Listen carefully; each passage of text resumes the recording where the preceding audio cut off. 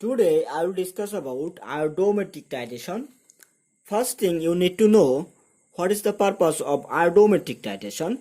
We get the liberated iodine from the iodometric titration by using standard solution sodium thiosulfate. So you may get confused about iodometric titration and iodometric titration. You need to know the iodo, it comes from iodide. So iodide is used in iodometric titration and we will get the reaction here.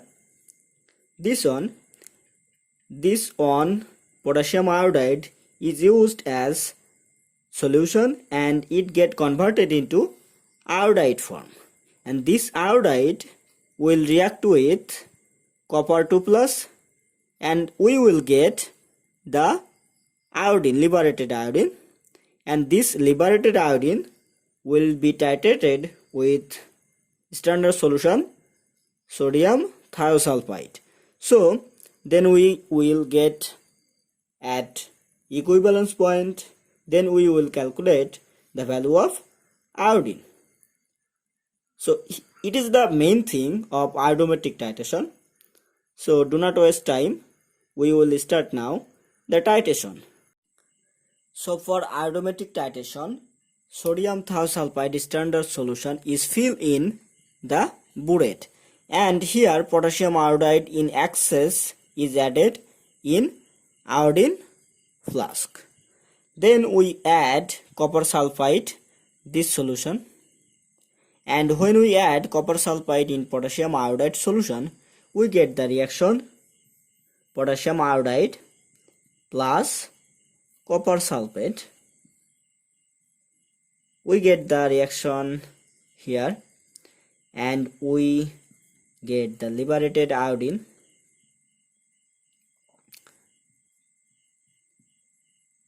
here, and this liberated iodine will be calculated by the titration method, and then we add some stars as an indicator. So when we add in that solution stars, this solution turn into blue color. So then we add sodium thiosulfide drop by drop from the burette and we get the reaction here sodium thiosulfide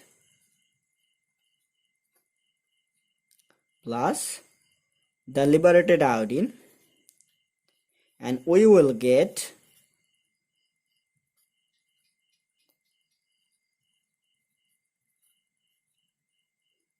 plus. So after the reaction we reach at equivalence point when the whole iodine is used or reacted with sodium thiosulfide. Then in solution iodide is remain, and this iodide form will react with stars, which makes no reaction. So this solution will be colorless.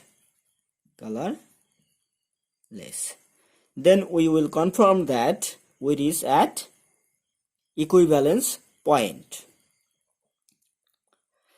After we reach at equivalence point, we will evaluate the liberated iodine, and thus we can calculate the value of liberated iodine by the iodometric titration.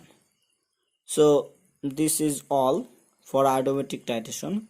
I hope all problem will be solved by the video. Thank you so much.